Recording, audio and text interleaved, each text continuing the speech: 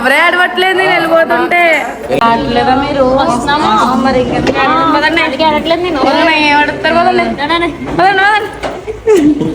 నేను ఆడవట్లేదు నేను ప్రాక్టీస్ అయ్యా చూడండి ఏడవకూడదు అని ప్రాక్టీస్ అయ్యాను మా అమ్మ చూసారా ఇక్కడ మేము సీరియస్ టాపిక్ గురించి మాట్లాడుకున్నామని కొంచెం అమ్మ బ్రేక్ ఇచ్చింది, దానికి మా చెల్లి అలా అంటుంది.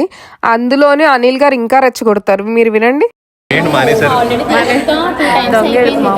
ఆల్రెడీ ఏడ్చింది అది దొంగ ఏడిపోయాడు చూడండి. ఎవరే ఆడవట్లేదు నేను వెళ్ళిపోతుంటే